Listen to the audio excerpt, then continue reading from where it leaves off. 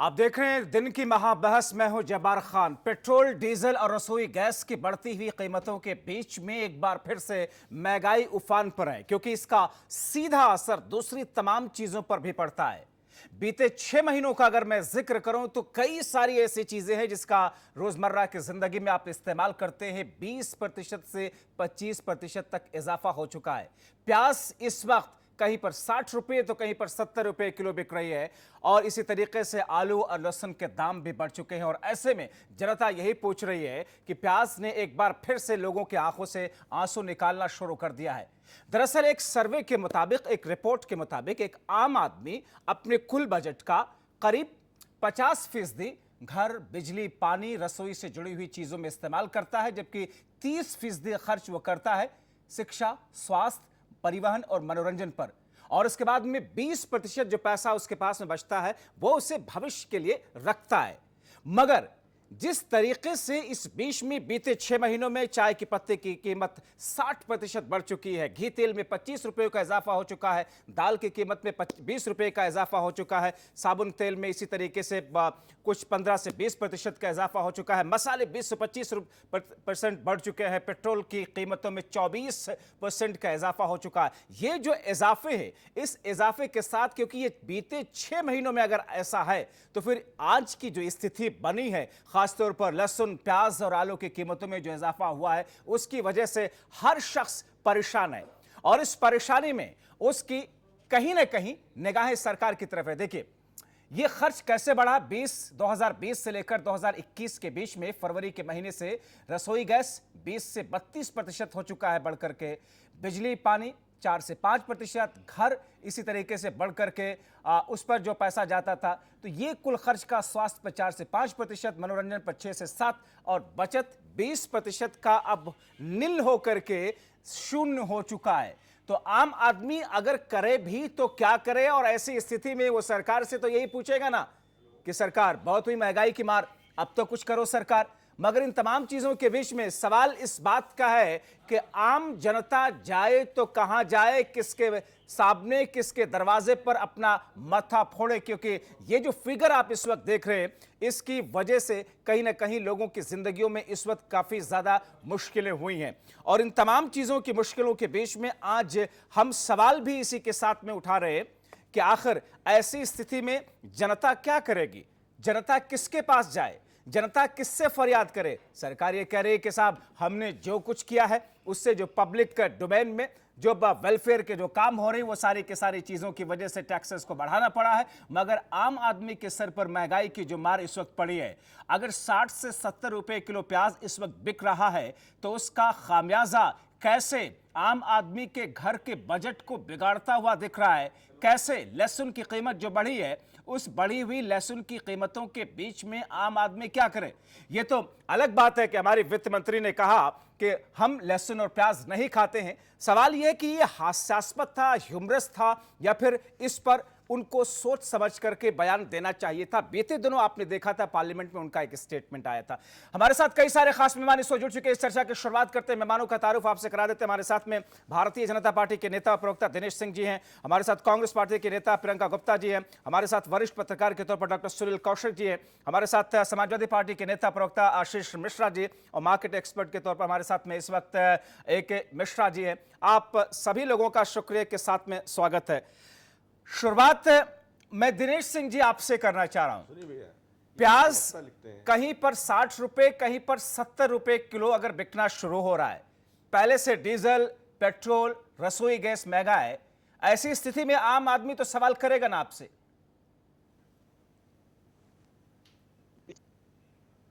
अगर करेंगे तो भारतीय जनता पार्टी या भारतीय जनता पार्टी उसकी जवाब भी देगी, उसमें कहीं कोई दिक्कत नहीं।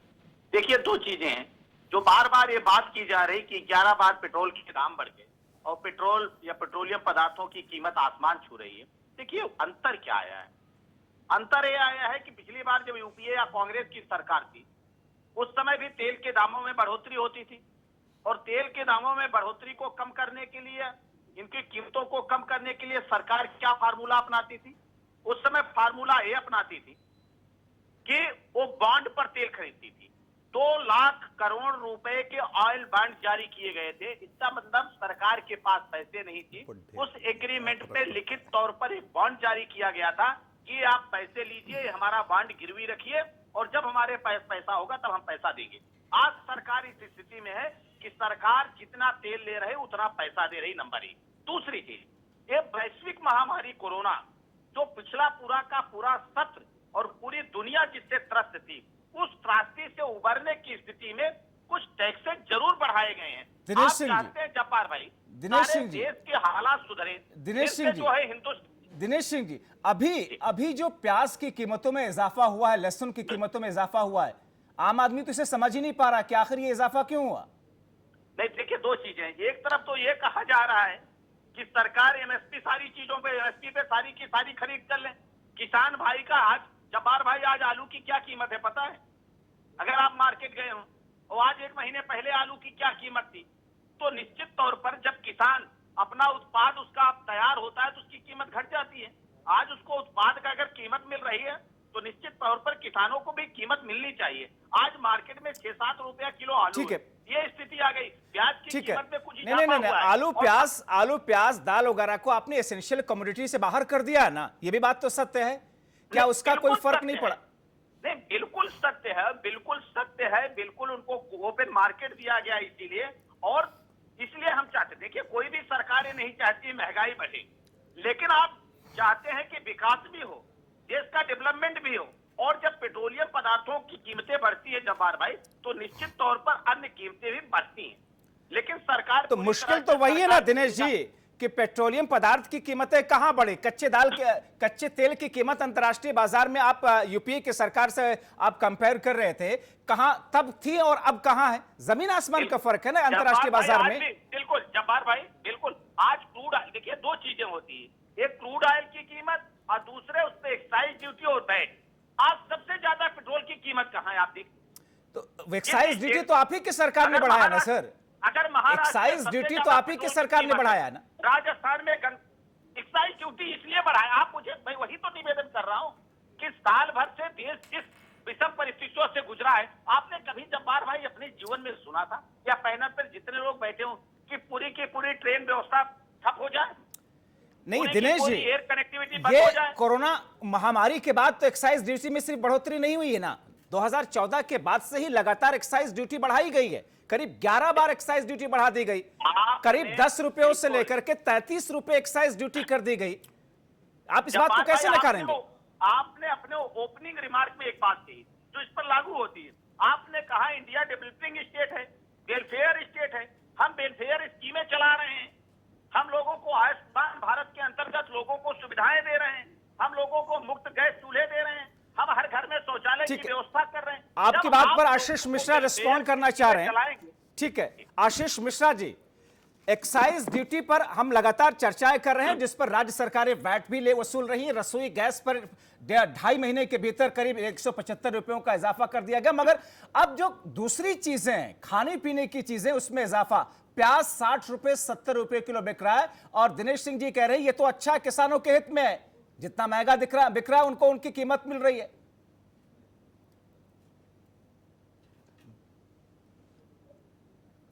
दिनेश सिंह जी के जो दिया गया बयान है उसमें हंसी भी आती है और तरस भी आता है। किस तरीके से संवेदनहीनता को दिखा रहे हैं जो उनके नेताओं द्वारा, माननीय वित्त मंत्री जी के द्वारा भी दिखाई गई है कि हम लहसुन नहीं खाते, प्याज नहीं खाते। आम गरीब का जो भोजन है प्याज और लहसुन की चटनी बना के, बेसन की रोटी खा के भोजन करता है नमक के साथ में। इनको इतनी संवेदनशीलता नहीं है कि हिंदुस्तान में किस तरीके से लोग जीवन यापन करते हैं। आप बता रहे हैं कि पहले वाली सरकारें इस तरीके से करती थी कि उस तरीके से हम महंगाई भी नहीं कर रहे हैं। आप महंगाई को जस्टिफाई कर रहे हैं, इससे बड़ा शर्म की बात लोकतांत्रिक देश में कोई हो नहीं सकती है। आप महंगाई को जस्टिफिकेशन दे रहे हैं कि हम इस तरीके से कर रहे हैं। आपको पता है महंगाई कहां से बढ़ी है? जो छोटे छोटे किसान हैं आपने, जिनको 2.5 हार्स पावर का कनेक्शन था गांव में, आप उनको मैंडेटरी कर दिया 7.5 हार्स पावर का बिल देने के लिए। जिनका बिल 400 रुपए था उसका बिल आपने 1600 रुपए कर दिया है। आप उसको जस्टिफिकेशन कर रहे हैं। पेट्रोल में आपने एक्साइज ड्यूटी बढ़ा रहे हैं, कितना डबल स्टैंडर्ड कर रहे हैं। आपके आशीष जी वो तो नैरेटिव बता रहे हैं कि साहब हमें तो पब्लिक के लिए, जनता के लिए वेलफेयर का काम करना है, इसलिए जनता की जेब ढीली करनी पड़ेगी। वो तो इस बात का जस्टिफिकेशन दे रहे हैं। ये जस्टिफिकेशन प्रियंका गुप्ता जी, वेलफेयर का काम का जनता के ऊपर ठीक है प्रियंका गुप्ता जी, ये जो जस्टिफिकेशन है किसका साहब, हम टैक्सेस को बढ़ा रहे हैं ताकि जनता के लिए काम किया जाए, एक हाथ से दे और दूसरे हाथ से ले। प्रियंका गुप्ता जी, बेशर्मी है इनकी। प्रियंका गुप्ता जी, देखिए ये ऐसी सरकार, नसीब वाली सरकार जनता ने चुनी है कि जनता बदनसीब हो गई है। आप ये देखिए, ये अभी कह रहे थे कि जो है 2014 की अगर बात की जाए तब क्रूड ऑयल का जो प्राइस था कच्चे तेल का वो 106 रुपए था और उस समय भी पेट्रोल की कीमत 71 रुपए थी। आप ये बताएं आज क्या है मार्केट में प्राइस? आज जो है 64 रुपीज या 63 रुपीज के आसपास है। फिर भी आज प्राइस क्या पे करना पड़ रहा है? एक्साइज ड्यूटी जब मनमोहन सिंह जी गए थे सत्ता से तब एक्साइज ड्यूटी 11% हुआ करती थी, आज वो 33% है। आप ये बताइए कि आप जनता को लूट कर और जनता को अगर कुछ दे भी रहे हैं तो आप उसमें कहाँ की वाहवाही कर रहे हैं? आपका पैकेज 21 लाख करोड़ का था, प्रियंका गुप्ता जी, कहाँ जनता को मिला नहीं अभी तक, उसका तो ब्यौरा आप दे नहीं पाए। दूसरे में ये पूछना चाह रही हूँ, सरकार ने 2 लाख करोड़ रुपए उसको तो दिया ही दिया और 70,000 करोड़ अरे ये बताइए, उसको भी दिया। ये बताइए ओएनजीसी में 10,000 करोड़ रुपए रहा करता था जो आज 1,000 करोड़ रुपए रह गया है, क्या किया आपने उसका जवाब देंगे आप? ओएनजीसी में जो है 10,000 करोड़ हुआ करता था, आप बताइए ओएनजीसी को बर्बाद कर दिया आपने और उसके बाद आप बातें कर रहे हैं यहाँ बैठ के। और दूसरी ये बताइए कि आप कोरोना काल की बात कर रहे थे, अरे आप तो कोरोना काल खत्म हो गया ना, अब तो कम कर दीजिए। अरे ये बताइए, रोजमर्रा है आम आदमी रोज पेमेंट कर रहा है, कोरोना काल तो खत्म हो गया ना। ठीक है, मैं प्रियंका गुप्ता जी और दिनेश सिंह जी, मैं एक बार अपने सारे मेहमानों के पास में हो लूं, उसके बाद मैं इस चर्चा को ओपन करता हूं। आप AK मिश्रा जी, मैं डॉक्टर सुनील कौशिक जी आपके पास में आता हूं। AK मिश्रा जी हमारे साथ में जुड़े हुए हैं। AK मिश्रा जी, प्याज फिर से 70 रुपयों के आसपास बिकना शुरू हो गया, लहसुन की कीमतों में इजाफा हो गया, अब डीजल पेट्रोल रसोई गैस तो महंगा ही है, इसका कोई जस्टिफिकेशन है सरकार के पास में? देखिए जब्बार जी, थोड़ा मैं सबको देख नहीं पा रहा हूं तो किसी को बीच में बोलने मत दीजिएगा जी।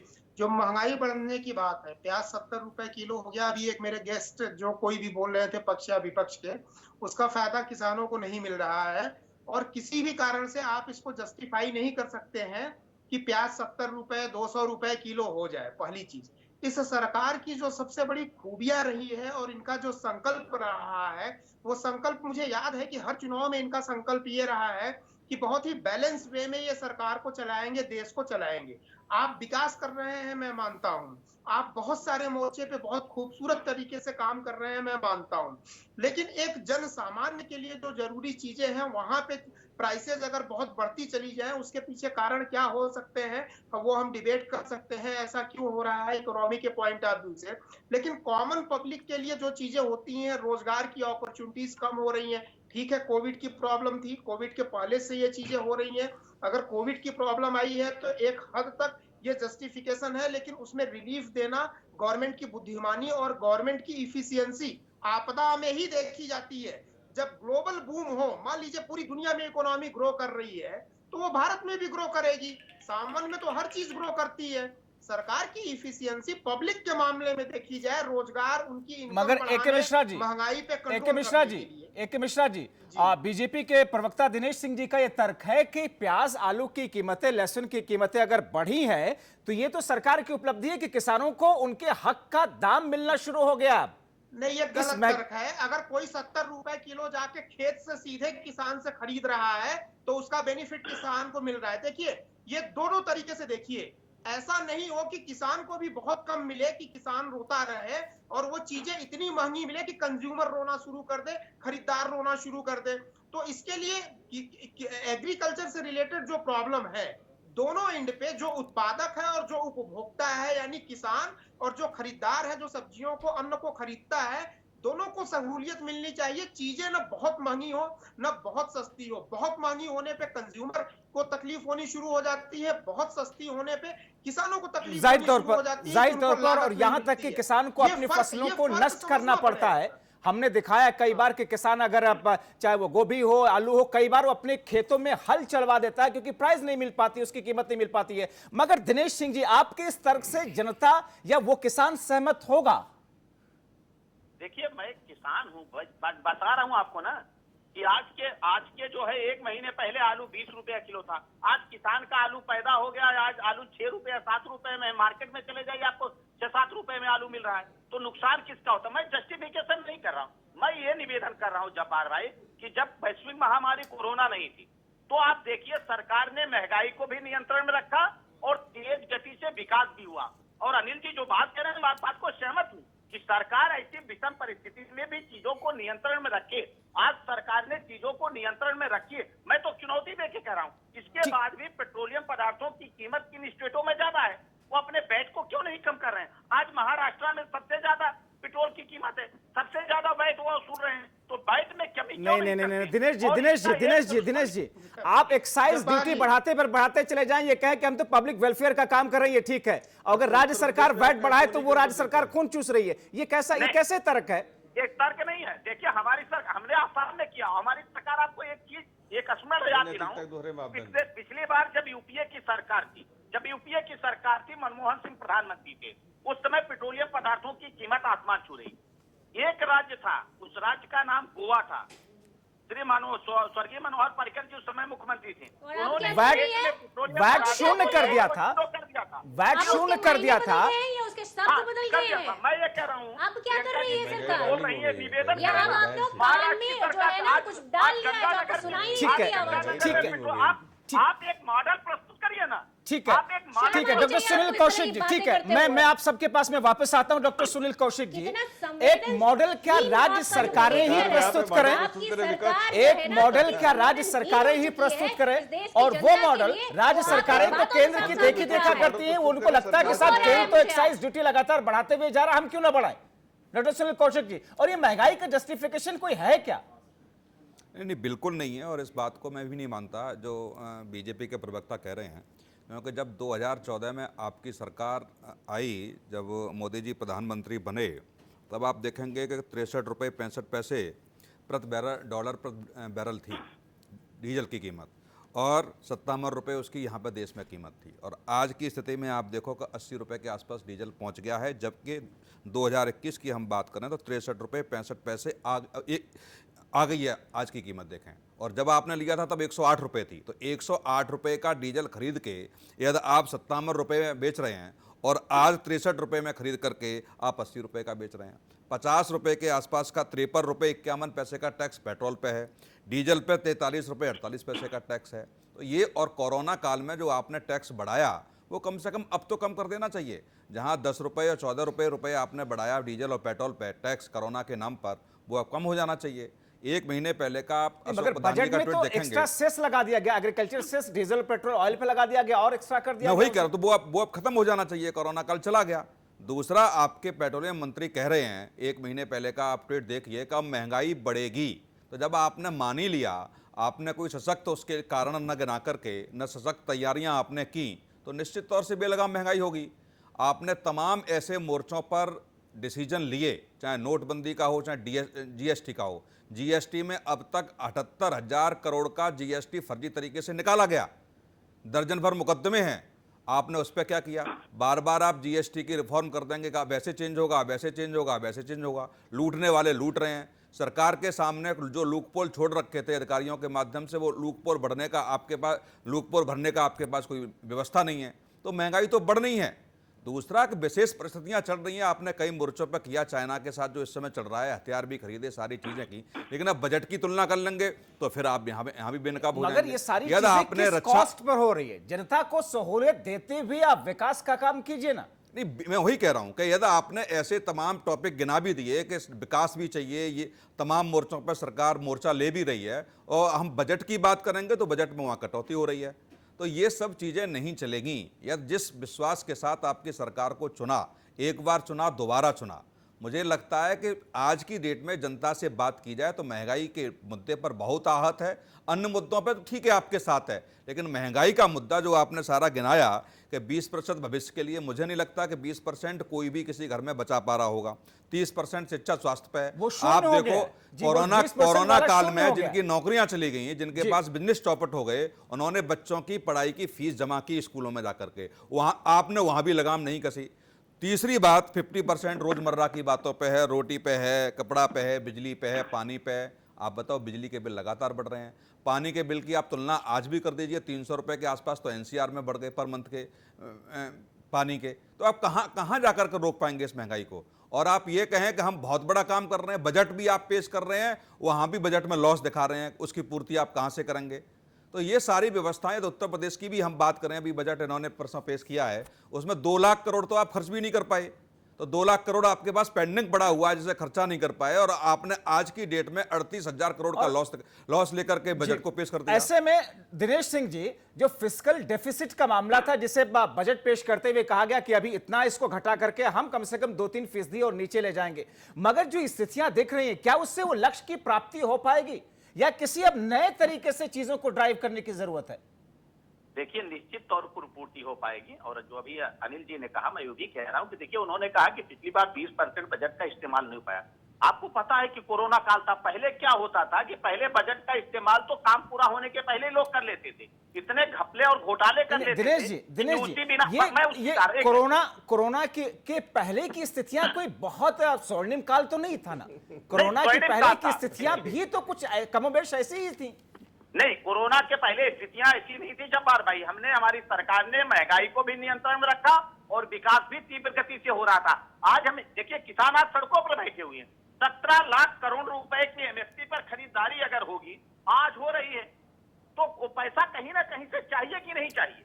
और सबसे ज्यादा खरीदारी हुई। और उत्तर प्रदेश की बजट की बात अभी अनिल जी कह रहे थे कि अभी हमने जो गन्ना किसानों के मूल्यों का भुगतान 1 वर्षों में किया, वो समाजवादी और बहुजन समाजवादी पार्टी की सरकार में 5 वर्षों में नहीं कर पाई थी।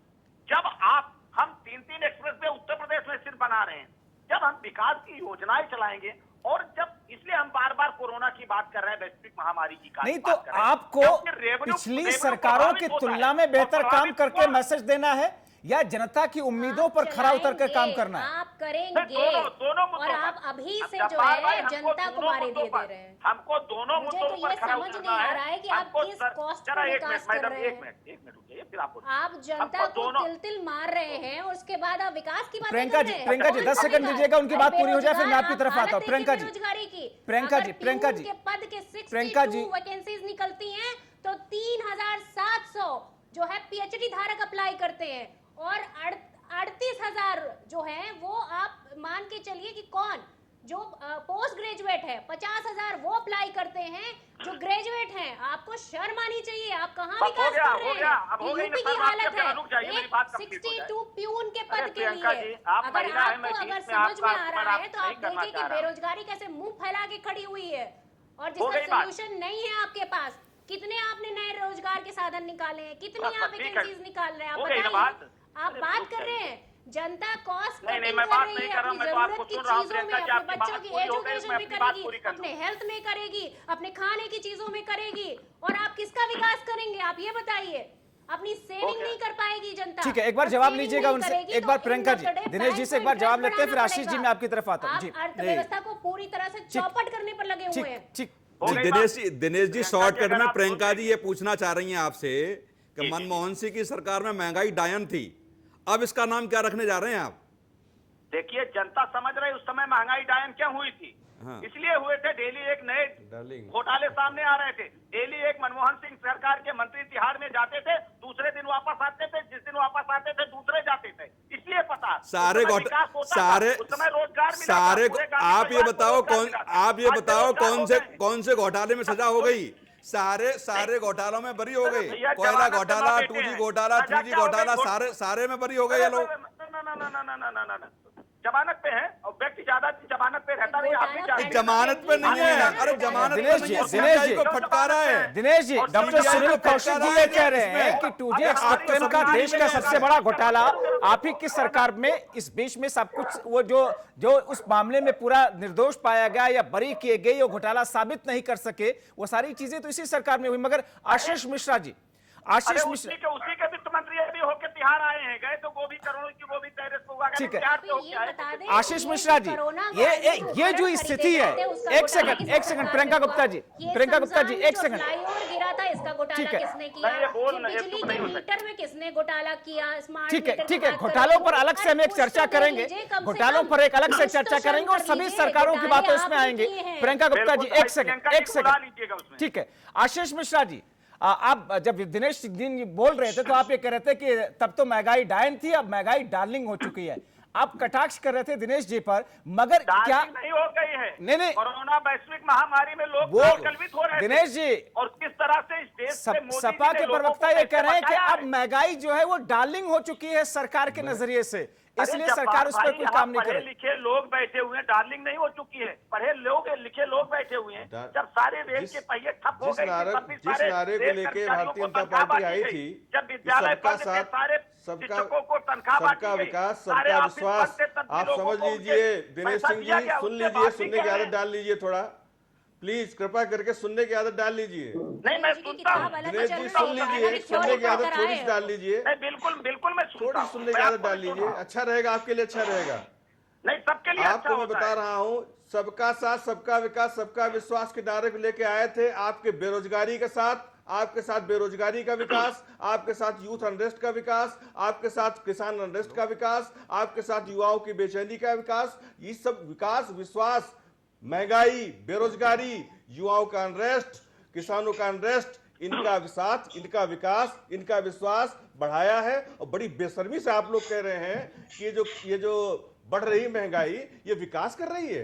अरे थोड़ा सोच मानक लीजिए, कौन उस तय आम आदमी के करता है? बारे में, उस मजदूर के बारे में, ये मानक 300 कौन रुपए तय दिहाड़ी करता है? काम करता है, सर्टिफिकेट कौन 200 देता रुपए है? दिहाड़ी ये काम करता सर्टिफिकेट है। कौन देता है कि रोजगारों के लिए, बेरोजगारों के लिए हम काम कर रहे हैं, युवाओं के लिए हम काम कर रहे हैं, सैनिकों के लिए हम काम कर रहे हैं, जवानों के लिए हम काम कर रहे हैं, किसानों के लिए हम काम कर रहे हैं या नहीं कर रहे हैं? इसका सर्टिफिकेट कौन देता है? ये सर्टिफिकेट देश की जनता देती है। मगर देश की जनता की स्थिति स्क्रीन पर मैं दिखा रहा हूं इस वक्त। खर्च कैसे बढ़ा साल 2000 फरवरी महीने से 20 से लेकर 2021 के बीच में, किस किस तरीके से चीजें अब बिगड़ती हुई जा रही हैं, और ऐसे में जनता इस वक्त परेशान है। और इस परेशानी की स्थिति में जनता की उम्मीदें राज्य सरकार से लेकर के केंद्र सरकार की तरफ हैं। ऐसे में क्या राज्य वर्सेस केंद्र सरकार टैक्सेशन के मामले को लेकर के इस वक्त हो रहा है, और उसमें सत्ता पक्ष और विपक्ष दोनों हैं, क्योंकि राज्य सरकारों में भी ज्यादातर एनडीए की ही गवर्नमेंट है अगर देखा जाए मौजूदा वक्त में। तो ऐसी स्थिति में ज्यादा बड़ा कदम किसे उठाने की जरूरत है। बहुत छोटा सा ब्रेक लेते हैं, फौरन लौटते हैं। तो एक बार फिर से प्याज लोगों की आंखों से आंसू निकलवा रहा है, और ऐसी स्थिति में लहसुन की कीमतें बढ़ चुकी हैं और जनता परेशान है। जाहिर तौर पर देश के प्रति व्यक्ति की आय लगातार जिस तरीके से घटी है, खर्चा कई गुना ज्यादा बढ़ा है। जिनकी नौकरियां चली गई या फिर जिनकी है मौजूदा वक्त में, उनकी सैलरी में कटौती की गई है। और ऐसे में बढ़ती हुई महंगाई और बढ़ते हुए खर्चे के बीच में, घटती हुई आय के बीच में ये जो पूरा सामंजस्य है, ये कैसे बिठाए आम आदमी से को लेकर के हम चर्चा करें। सारे खास मेहमान हमारे साथ में इस वक्त जुड़े हुए हैं। मैं दिनेश सिंह जी, मैं आपकी तरफ आऊं, लेकिन उससे पहले AK मिश्रा जी, ये जो स्थिति है अभी कोरोना काल के पहले और कोरोना काल के बाद में, जाहिर तौर पर कोरोना काल की वजह से बहुत सारी चीजों पर इसका असर हुआ है, लेकिन कोरोना काल के पहले भी बहुत कुछ कोई गोल्डन पीरियड नहीं था कि अचानक कोरोना ने सारी चीजों की कमर तोड़ दी है। जो सर्वे बताते हैं, जो रिपोर्ट बताते हैं, आज के वक्त में जो कुछ है, प्याज की कीमतों के लिए माना जा सकता है कि महाराष्ट्र में, नासिक में, या जहां से ज्यादा प्याज पैदा होती है, बेमौसम बारिश की वजह से प्याज की फसल खराब हो गई, उसकी वजह से रेट में इजाफा हो गया। मगर ये जो ट्रांसपोर्टेशन बढ़ा है, इसकी कीमत में इजाफा हुआ, डीजल पेट्रोल की कीमतों में इजाफे के साथ असर तो आगे भी दिखेगा इसका।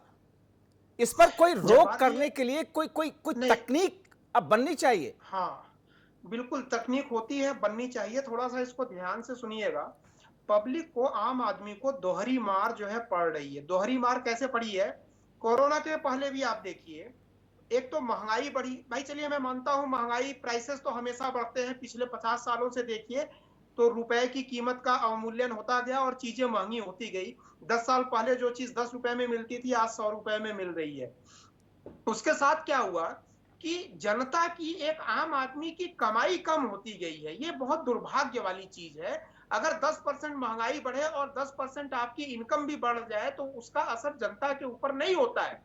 लेकिन यहाँ जब इनकम कम होने लगी और महंगाई लगातार बढ़ती रही तो वो गैप बहुत तेजी से, डबल स्पीड से वो गैप बढ़ने लगा और जनता को उसकी तकलीफ का एहसास होने लगा। अब सवाल ये है, देखिए ट्रांसपोर्टेशन जो बेसिक है, या तो गवर्नमेंट ये बोल दे कि भाई हम केवल लॉन्ग टर्म प्रोजेक्ट पे काम कर रहे हैं, सड़क, हाईवे, एरोप्लेन, आप लोग 4-5 साल तक ये जो छोटी मोटी चीजें हैं, स्टेट गवर्नमेंट और बीजेपी की गवर्नमेंट, उसको भूल जाइए। आप लोग तपस्या करिए, त्याग करिए, 5 साल के बाद एकदम स्वर्ण युग वाला भारत बन जाएगा, सड़कें सोने की होंगी। बोल दे, विपक्ष भी बोल दे। भाई बॉम्बे में भी आप देखिए तो स्टेट गवर्नमेंट भी तो पेट्रोल पर टैक्स कम नहीं कर रही है ना। पक्ष विपक्ष जितने भी नेता हैं उनको जहां से मौका मिल रहा है सारा बर्डन जो है वो जनता के ऊपर डाल रहे हैं। कांग्रेस भी बोलती है कि हम जनता के लिए समर्पित हैं, बीजेपी भी बोलती है। भाई आप लोग जनता के लिए समर्पित है तो लोकतंत्र में ये होता है कि जनता के भार को सरकार कुछ कम करे, कुछ ढीला करे। जनता के भार को सरकार जो है अपने ऊपर ले, क्योंकि वो ज्यादा इफिशियंट होती है, ज्यादा कैपेबल होती है। मंत्री मिनिस्टर के पक्ष विपक्ष के उनकी सुविधाओं में कोई कमी नहीं, उनकी सैलरी में कोई कमी नहीं, काम कुछ नहीं हो रहा है क्योंकि कहीं इनको जाना नहीं है, घर में बैठे हुए हैं। तो इतना जबरदस्त हर चीज की प्रोडक्शन बहुत कम हो गया है, चाहे कोविड के कारण हुआ और ऐसे में एक तरफ ए के मिश्रा जी, जैसे दिनेश सिंह जी ने कहा कि ठीक है सिर्फ एक्साइज ड्यूटी केंद्र सरकार ने बढ़ाया, ऐसा नहीं है, राज्य सरकारों ने वैट बढ़ाया है। राज्य सरकारें क्यों नहीं वैट कम कर देती हैं? यही तो क्या ये राज्य वर्सेस केंद्र सरकार के बीच में जनता की कहीं ना कहीं अनसुनी हो गई? नहीं, देखिए अनसुनी नहीं हो गई है। हो क्या गया है कि जितने भी पक्ष विपक्ष के नेता लोग हैं, माननीय लोग हैं, सुख सुविधाओं का त्याग ये नहीं कर सकते हैं। इनको चलने के लिए गाड़ी घोड़ा चाहिए ही चाहिए। जनता भले ही कुछ हो जाए, कैसे भी हो जाए, ये लोग कम क्यों नहीं कर रहे हैं? देखिए कम इसलिए नहीं कर रहे हैं, मैं बता रहा हूं, चाहे पक्ष हो या विपक्ष हो, सरकार के अपने खर्चे हैं, उनकी अपनी योजनाएं हैं, सारी चीजें। पब्लिक को ये एक्सपेक्ट कर रहे हैं कि आप लोग जो है कटौती कर दीजिए, कष्ट सह लीजिए। सरकार भी थोड़ी सी कटौती करे। इनको पैसे आएंगे कहां? पेट्रोल से आएंगे, क्योंकि पेट्रोल तो खरीदना ही खरीदना है। हो सकता है पक्ष और विपक्ष, कांग्रेस और जितनी सरकारें हैं, बीजेपी वगैरह, कल को इनको पैसों की कमी पड़ी तो हो सकता है ये पानी पे भी टैक्स लगा दे, हवा पे भी टैक्स लगा दे। अगर ये एटीट्यूड रहा तो खर्चे कम करने हैं तो केवल पब्लिक को कम नहीं करने हैं। मैं दिनेश जी आपकी तरफ आऊं, उससे पहले डॉक्टर सुनील कौशिक जी, क्या सरकार इस स्थिति में है कि एक्साइज ड्यूटी को कट कर सकती है, या सरकार की स्थिति बहुत खराब है? एनपीए बहुत बढ़ा हुआ है, जो कर्ज है देश के ऊपर वो काफी ज्यादा बढ़ा हुआ है, फिस्कल डेफिसिट की स्थिति आप देख चुके हैं, बजट में उसको बताया गया, उसको फिगर आउट किया गया है, लक्ष्य एक रखा गया। सरकार चाहकर भी इनको कम कर सकती है या नहीं कर सकती है? नहीं, देखो देश को चलाने के लिए पैसों की आवश्यकता होगी, बिना पैसों के देश चल नहीं सकता। अब टैक्स चाहे वो पेट्रोल से ले लें, डीजल से ले लें या कहीं और से ले लें, मेरे हिसाब से पेट्रोल डीजल पर टैक्स कम करते हैं तो कहीं और से सरकार लेगी, लेकिन अपने खर्चे की पूर्ति तो कहीं ना कहीं हम जनता से, हमसे और आपसे ही होनी है। ये सिर्फ लोग निकाल दें कि केवल डीजल पेट्रोल से कम करके ही रास्ता अपनाया जा सकता है। तमाम ऐसे और भी क्षेत्र हैं जहां फिर दूसरी जगह लेकिन चूंकि इसका असर ज्यादा पड़ता है ना, ट्रांसपोर्टेशन महंगा होता है तो सारी चीजें महंगी होती चली जाती है अपने आप में। उपाय करे। अब जैसे मैं छोटा सा एक आंकड़ा दे रहा हूं कि जब मोदी जी की सरकार 2014 में आई थी तो घरेलू कच्चे तेल का उत्पादन जितना भी आयात होता है उसका 23.4% था। आज 2021 में यही 15.8 रह गया है, यानी कि घट गया। बिल्कुल, कितना कम हो गया? 7.5% घरेलू उत्पादन कम हो गया। तो ये इसका जिम्मेदार कौन है? ओएनजीसी का आपने 2020-21 में 32,501 करोड़ रुपया रखा बजट, इस बार आपने 29,000 करोड़ कर दिया। 3,000 साढ़े 3,000 करोड़ की क्यों कम किया? क्योंकि कहीं ना कहीं ओएनजीसी से, सरकारी एजेंसियों से आप काम नहीं कराना चाहते।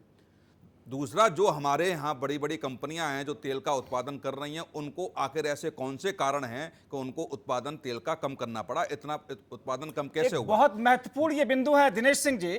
आप उम्मीद करते हैं कि इस पर जरा निष्पक्ष होकर के ये भूल जाइएगा कि सरकार के या पार्टी के प्रवक्ता के तौर पर आप हैं। ओएनजीसी या फिर सरकार ने जो ऑयल या तेल को लेकर के रिसर्च के लिए जो पैसे खर्च किए थे, हमारे घर की कंपनियां करती हैं, हमारे देश की 23% से 15% आ जाना। अभी हाल में ही प्रधानमंत्री मोदी ने कहा कि हम 85% आत्मनिर्भरता हमारी जो आयात पर है उसको और कम करना होगा, लेकिन कथनी और करनी दोनों में फर्क दिख रहा है। डॉक्टर सुनील कौशिक जी जैसा कि बता रहे हैं आंकड़ों के हिसाब से। दिनेश सिंह जी। नहीं, देखिए दो चीजें। इसके पहले अनिल जी ने भी एक सवाल उठाया था। अनिल जी ने कहा कि सरकार अपने ऐशो आराम में कोई कटौती नहीं की। सरकार जो है ऐशो आराम वाली सरकार नहीं है। कोई सरकार में कोई ऐशो आराम करने के लिए नहीं आया है। सरकार जनता के लिए काम करने आए, चाहे वो प्रधानमंत्री जी से लेकर नीचे तक के लोग। ये तो सैद्धांतिक बात हो गई ना दिनेश जी, ये तो सैद्धांतिक बात हो गई ना। हर पार्टी ये कहती है, हर पार्टी की सरकार ये कहती है। सैद्धांतिक नहीं जब्बार भाई, सैद्धांतिक बात नहीं। मैं सिस्टम का हिस्सा हूं, मैं बता रहा हूं। हर चीजों में कटौती की गई है। कहां कटौती की गई है?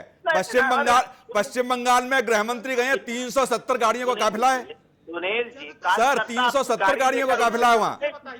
इसमें सरकारी गाड़ियां है ना, महंगाई बढ़ती जा रही जब है। कहीं जाते हैं, आप भी जाते हैं, आपके जानने वाले दो लोग आपके साथ हो जाते हैं, सिस्टम का नहीं होता है। नहीं, मैं उनकी नहीं व्यवस्था बता रहा हूं। मैं सुरक्षा व्यवस्था सुन लीजिए ना।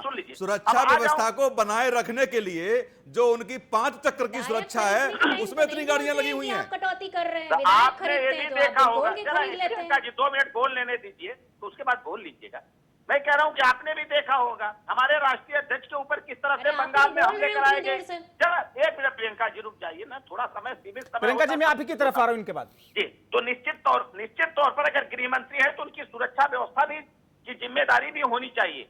और मुझे लगता है जो इतनी गाड़ियों का काफिला और सुरक्षा व्यवस्था का सिर्फ नहीं होता है, कार्यकर्ताओं की उनको उससे एतराज नहीं। दिनेश जी ने एक एग्जांपल दिया, एक एग्जांपल से सिर्फ 1 मिनट अपनी बात कह के मैं दूसरे चरण पे आता हूं। इसलिए हमने कहा कि वहां कटौती की गई, मैं सिस्टम का हिस्सा हूं, जानता हूं। दूसरी चीज आप कह रहे थे कि हमारी सरकार बार बार ही कह रही कि जब तक आप आत्मनिर्भर नहीं बनेंगे हर क्षेत्र में, चाहे पेट्रोलियम के क्षेत्र में हो, हमारी सरकार कह रही है कि अब सरकारी गाड़ियों की भी इलेक्ट्रिक व्हीकल खरीद कर आना शुरू हो गई है। आप कैसे इथेनॉल से हमारी गाड़ियां चलें, उसके लिए देखिए उत्तर प्रदेश सरकार ने भी बजट में प्रावधान किया है। नहीं मगर दिनेश जी, जब तक हम सुनील कौशिक जी ने आत्मनिर्भरता वाले मुद्दे पर ओएनजीसी की जो बात कही कि पहले कितना उसको पैसा दिया गया, उसमें कटौती कर दी गई। हम 23% पहले करते थे आत्मनिर्भरता की तरफ ऑयल के सेक्टर में बढ़ने के लिए, वो घट करके 15% हो गया। ये फर्क कैसे? फर्क इसलिए बात ये नहीं आई कि आपने कितना पैसा दिया और कितना रिसर्च करके तेल निकाला, ये भी तो आप क्या बोलेंगे। हमको दूसरे आयात है वो इन्होंने बढ़ा दिया। 1 मिनट आप बोलिए। आयात जो है बढ़ा दिया। प्रियंका जी एक बार उनकी बात पूरी हो जाए, उन्हें 10 सेकंड और दीजिएगा। प्रियंका जी मैं आपको पूरा मौका दूंगा। प्रियंका जी बहुत महत्वपूर्ण सवाल है, इस महत्वपूर्ण सवाल पर दिनेश जी का पूरा जवाब आ जाए। जवाब दे दीजिए प्रियंका जी एक बार। प्रियंका जी मैं सुन नहीं पाता हूं, जब आप अकेले बोल लेंगे तो आप पूछेंगे तो प्रियंका जी प्रियंका जी आप ही को सवाल सूट कर रहा है जो डॉक्टर सुनील कौशिक जी ने पूछा है। प्रियंका जी विपक्षी पार्टियों को ये सवाल सूट करता है। प्रियंका जी वो पहले हुआ प्रियंका था 11,000 करोड़, प्रियंका जी अब हो गया है प्रियंका जी मैं आपकी तरफ आ रहा हूँ, आप जवाब नहीं लेने दे रही ना।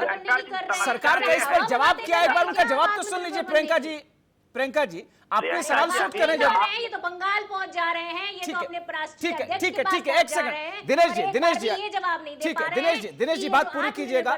ऑयल सेक्टर में ऑयल गैस सेक्टर में आत्मनिर्भरता के लिए इस सरकार ने बड़े कदम उठाए हैं, उन कदमों में कटौती कर दी है। नहीं, बड़े कदम उठाए। हम कह रहे हैं कि अल्टरनेट व्यवस्था करना पड़ेगा सरकार को, उस दिशा में सरकार काम कर रही है। कैसे हम पेट्रोलियम पदार्थों पर जो हमारी आत्मनिर्भरता है कैसे कम हो, कैसे हम इलेक्ट्रिक व्हीकल पर आए, कैसे हम दूसरे रिसोर्सेज से कैसे हम पेट्रोलियम पदार्थों का उत्पादन। ठीक है दिनेश जी, ठीक है मैं प्रियंका जी आपकी तरफ आ रहा हूं, लेकिन उससे पहले चूंकि एके मिश्रा जी के सामने कोई स्क्रीन नहीं है, इसलिए एके मिश्रा जी की बात आ जाए एक बार। एके मिश्रा जी देखिए मैं आपको ये बता रहा हूँ, दिनेश जी ये बोल रहे हैं कि गवर्नमेंट चेंज कर रही है। मैं मानता हूँ चेंज का जो प्रोसेस होता है उसमें टाइम लगता है रिजल्ट आने में, लेकिन चेंज ऐसे नहीं किया जाता है कि तकलीफें बहुत बढ़ जाए। चेंज हमेशा स्विफ्ट तरीके से किया जाता है, धीरे धीरे किया जाता है, ताकि जनता को बहुत ज्यादा तकलीफ नहीं होनी चाहिए। सुनिए, अरे सुन लीजिए पहले।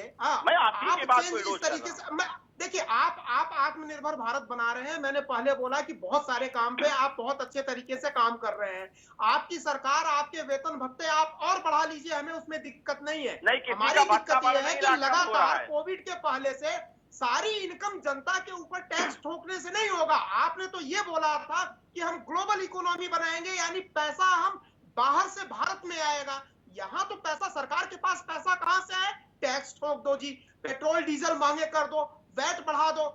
आप ये उल्टा काम हो रहा है, आप बाहर से व्यापार बढ़ाते हैं, वहां से पैसा ठीक है, आता है। एक तो हमको छोटा सा फायदा एक ठीक है, छोटा सा नहीं, मैं नहीं एग्जांपल और दे दूं। ठीक है, ठीक है, दिनेश जी, दिनेश जी, छोटा सा दिनेश जी, एग्जांपल मैं दे दे रहा हूं। दिनेश जी आ रहे हैं, दिनेश जी आ रहे हैं। मैं दो मेहमानों की तरफ बहुत देर से नहीं जा सका हूं। दिनेश जी आ रहा हूं, आपकी पूरी बात जनता के सामने रखवाऊंगा। एक जब्बार सेकंड, जी, मैं एक और कह दूं। ठीक है। कि इन्होंने एक लेबर सेस लगाया, 650 करोड़ रुपया उत्तर प्रदेश में रखा हुआ है, 1 रुपया खर्च नहीं कर पाए सेस का, 1 रुपया। ठीक है, इस पर मैं आप बताओ, दिनेश 4 जी साल से में जवाब सरकार दूंगा। हो गई, इस पर दिनेश जी से 1 रुपया जवाब सेस का दूंगा। खर्च नहीं हो पाया। ठीक है, मगर प्रियंका गुप्ता जी, दिनेश जी ने थोड़ी देर पहले एक एग्जाम्पल सेट करते हुए कहा कि एक वक्त में स्वर्गीय मनोहर पर्रिकर जी ने अपनी स्टेट में गोवा के अंदर वैट को 0 कर दिया था, और आज क्या ऐसा साहस दिखा सकती हैं राज्य सरकारें या कांग्रेस पार्टी की सरकारें एक साहस के तौर पर, एक नजीर के तौर पर कि साहब कटौती कर दीजिए, 20% कटौती कर दीजिए, 10% कटौती कर दीजिए, एक एग्जाम्पल देकर सेट कीजिए ना, फिर कहिए केंद्र सरकार से घटाइए एक्साइज ड्यूटी। प्रियंका गुप्ता जी, देखिए आज सभी चीजों पर जीएसटी है। अगर पेट्रोलियम पदार्थों को छोड़ दिया जाए और लिकर को छोड़ दिया जाए, तो आज राज्य सरकारों के पास अर्निंग के कुछ मात्र ही साधन है। उसके ऊपर मैं ये कहना चाहूंगी कि जब ये समस्या जो है वो किसी एक राज्य की समस्या नहीं है, ये समझने की जरूरत है, ये देशव्यापी समस्या है, ये हर उस आम आदमी की समस्या है जो मध्यम वर्गीय है। तो इसलिए राज्य और केंद्र सरकार दोनों मिलकर के टैक्स का पैसा जमा करते रहे और जनता परेशान होती रहे। 1 किलो की जरूरत होती मन है की ना, बातें आ तो वो गई ना, 250 दोनों ग्राम नेताओं लेकर के मन चला में है। क्या है? वो ये वही ना 250 ग्राम कांग्रेस लेकर कि और राज्य चला है। सरकार वो और कहीं केंद्र ना सरकार होता है, वो दोनों कहीं ना अपने कहीं अपने स्तर पर compromise टैक्स कर रहा बढ़ाते होता है। रहे और कहीं जनता अपने रोती रहे। खाने की चीजों पे कंप्रोमाइज कर रहा होता है, कहीं अपने जीवन की जो अन्य मूलभूत जरूरतें हैं उस पे कंप्रोमाइज कर रहा सुनिए, होता है। बीजेपी और कांग्रेस और मैं ये दोनों कहना लोग चाह रही हूँ, सुनिए, अगर एक्साइज एक ड्यूटी वेलफेयर कम होगी स्टेट तो में अपने हमेशा आप वैट प्रोडक्टिविटी कम को हो बढ़ा जाएगा। करके राज्य इनकम सरकार को बढ़ाई अपने जाती है। आप जो है उसका प्राइस कम हो जाएगा। अगर 5 रुपए भी घटाएगी ना तो 2.5 रुपए अपने आप कम हो जाएगा। बार भाई एक बार ये तो भी- नॉर्मल ठीक है, सी ठीक है, बात दिनेश जी मैं आ रहा हूं। सरकार आशीष को मिश्रा जी की तरफ मैं बहुत देर से नहीं जा सका हूं। आज इनको ये एक जरूरी सेकंड है कि किसी भी ठीक है। तरीके से वो जो है इस ठीक है प्रियंका जी, ठीक है। आशीष मिश्रा जी, ये जो स्थिति और बार बार आप लोग आरोप लगाते हैं कि जब चुनाव का वक्त आता है तो वहां पर उस राज्य में वैट में कटौती कर दी जाती है, या चुनाव के वक्त में जो तेल की कीमतें हैं उसकी जो इजाफा होता है दिल्ली का, उसे रोक दिया जाता है। तो चुनावी तौर पर राज्य सरकारें हो वैट के नजरिए से या केंद्र सरकार हो कीमतों के नजरिए से, ये सब चुनावी ही है क्या? आशीष मिश्रा जी, यहाँ पे जितना भी देख रहा हूँ अभी, आपको चाहे असम में अभी देखना प्राइसिंग कम हुई है, या मेघालय में प्राइसिंग कम हुई, जहाँ जहाँ चुनाव होना है वहाँ पे प्राइसिंग इन्होंने जानबूझ के डेलिबरेटली कम की है। जबकि ये जो महंगाई वाला मुद्दा है पैन इंडिया मुद्दा है, जैसे अभी प्रियंका जी ने बताया, इसके लिए हमको ब्रॉडर लेवल पे पॉलिसी बतानी होगी। अभी दिनेश सिंह जी ने कहा कि हम इलेक्ट्रिक व्हीकल लेके आएंगे तो 20 साल बाद महंगाई को कम करेंगे। कृपया करके ऐसे 2 कारण बता दे, 2 इमीडिएट स्टेप बता सकते हैं। सरकार में बैठे हैं, प्रतिपक्ष मैं हूँ, 2 ऐसे रीजन बता दे या 2 ऐसे इफेक्टिव मेजर बता दे जो सरकार ने महंगाई में कम लेने के लिए हुआ हो। हम लोग सजेस्ट कर रहे हैं आप वैट कम करिए, हम लोग सजेस्ट कर रहे हैं कि आप एक्साइज ड्यूटी कम करिए जो 3 गुनी 2 गुनी बढ़ा दिए हैं। क्या ऐसा करने में क्यों, क्या ऐसी क्या मजबूरी सरकार की कि आम आदमी सारा बोझ डाला जा वो तो रहा है? तर्क दे रहे हैं ना साहब कि हमने कोरोना काल के अंदर इतने सारे लोगों को फ्री में राशन दिया, इतने लोगों के खातों में पैसे डलवाए, हमने ये वेलफेयर किया। तो ये सारा वेलफेयर क्या अभी कोरोना के बाद ही शुरू हुआ है कोरोना क्या? काल में इन्होंने जो भी दिया, बेरोजगारी दी, कोरोना काल में इन्होंने जो ये प्रतिदिन वसूल रहे हैं, युवाओं को होपलेस किया। कोरोना काल में लोगों को सड़क पे ले आए, कोरोना काल के बाद किसान सड़क पे है। ये कोई इन्होंने excuse किया नहीं है।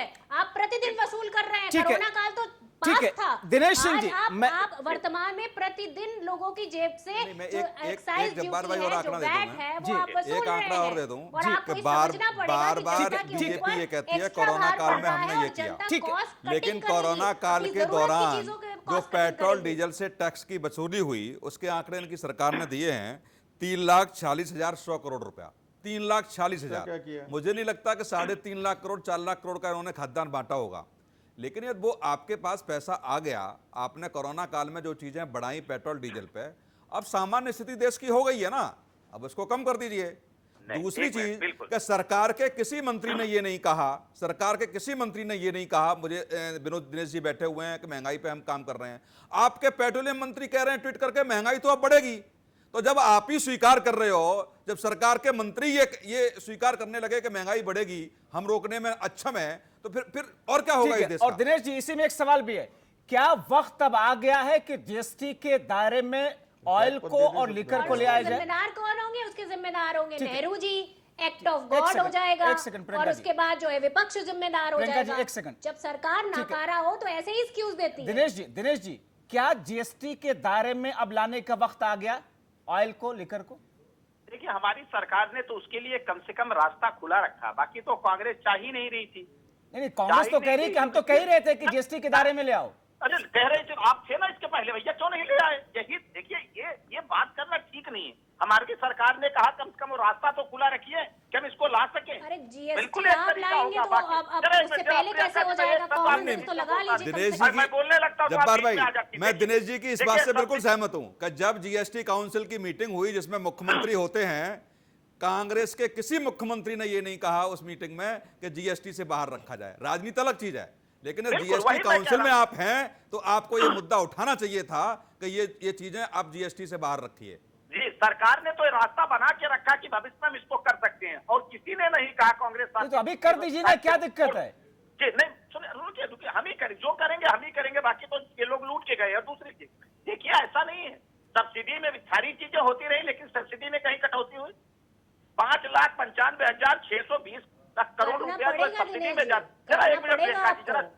ये कौन सी बीमारी है आपको? अब मैं कहूं तो आपको अच्छा लगेगा क्या? ये शब्द बीच में बोलता नहीं, बोलना चलता हो तो आप बोल देती थी। मैं ये कह रहा हूँ, बीमारी ये तो कह रहा मुझे हूँ। नहीं है, बीमारी इस देश को हो गई है। जो महंगाई ना आपने ना दी ना, है, हाँ, उससे उस लोग बीमारी बीमार आपने हैं। उसको पैदा, समझने की आपकी कोशिश बीमारी करिए, जनता नहीं ने तो वो आप ठीक किया बीमार हो है। जाएंगे कल एक उसके बाद। राज्य से फिर गायब हुए हैं, पता है कि नहीं? पुडुचेरी से गायब हुए हैं। गुजरात में उसका भी आरोप तो आप ही के ऊपर थोप रहे हैं, उसका भी आरोप तो वो लोग आप ही के ऊपर थोप रहे हैं। विधायक खरीदने की चाबी तो आपके पास है ना। पुडुचेरी का भी आरोप तो आप ही के ऊपर थोप रहे हैं जब विधायक खरीदेंगे तो कि सब- किरण बेदी के वहां पहुंचने के बाद से लगातार सरकार को कमजोर कैसे किया जा गया। ना, वो भी जनता देख रही कांग्रेस है। पूछेंगे कुछ दिन में, चिंतित मत रहिए। सुनिए, दूसरी देखिए, हम बार बार इसलिए ये बात करें कि सारी चीजें अभी आप कह रहे हैं खत्म हो गई। कहाँ खत्म अभी हो गई? तो आपके समस्या? जवाब खत्म देने हो का गई। समय है, जरा अभी आप ही जहाँ तक जवाब प्रियंका दीजिए। जी बैठी हैं, जहाँ महाराष्ट्र राज्य है, वहाँ पर नाइट कर्फ्यू शुरू हो गया, लॉकडाउन की स्थिति आ गई। आप कह रहे हैं समस्या खत्म हो गई कोरोना की? अरे अभी हम उभर नहीं पाए हैं, अभी सावधानी हमको बरतनी है। इस तरह से गलतफहमी में मत रहिए। अरे तो जब तक लॉकडाउन क्यों नहीं कर देते? अगर 100% समस्या हो नहीं जाता है तो फिर से लॉकडाउन कर दीजिए। अरे आप ये बताइए, आम जनता तो निकल रही है ना बाहर, वो तो आपका पेट्रोल डीजल खरीद रही है ना। जरा देखिए कितनी तेजी से कोरोना फैल रहा है, रोकिए उसको पहले। आप बैठ के टीवी पे चर्चा करते हैं, रोक कुछ नहीं पाते। ठीक है, एक मतलब मिश्रा दिनेश जी स्पष्ट तौर से ये कहना चाह रहे हैं कि अभी कोरोना का भय खत्म नहीं हुआ है, इसलिए आप बच के रखिए, महंगाई बढ़ेगी, अभी कोरोना लौट के आने वाला है। महाराष्ट्र में हो गया है लॉकडाउन। नहीं, सुनील जी, आप चाहते हैं, सुनिए आप ही के शब्दों में, अगर आप चाहते हैं कि देश प्रगति भी करता रहे और कोरोना महामारी के संकट से बचा भी रहेगा, तो सरकार तो झेल ही रही है। अरे देश सरकार को प्रगति बाहर- करेगा अरे तो तो आप आम कह आदमी दीजिए को ना क्या जनता हम से, मार देंगे एक क्या? मिश्रा जी के शब्दों आम में आदमी कहाँ कि 4-5 साल compromise कर ले? इंतजार आप कीजिए, आए महंगाई तो को झेलना बढ़ाइए। पड़ेगा, आप हमारे बस का नहीं है। आए बढ़ा जो दीजिए। स्थितियां हैं उस स्थिति के अकॉर्डिंग महंगाई झेलनी पड़ेगी, ये बोल दीजिए जनता से एक बार। समाप्त हो जाएंगी। फाड़ के दिखा रहे थे आप राहुल उसको गांधी। रोजगार तो दे नहीं पा रहे हैं। आप ना, किसानों की बात बेरोजगार कर रहे हैं, कांग्रेस पार्टी किसानों बेरोजगार को ही होगी। डीजल पेट्रोल सस्ता दे नहीं, दीजिए, कांग्रेस उसकी पार्टी खाद तो में से बेरोजगार आपने जो होगी, है बोरी में आप से 5 बेरोजगार किलो होगी। खाद निकाल ली, फिर ठीक है, डीजल का प्राइस ठीक है, बढ़ा एक- दिया।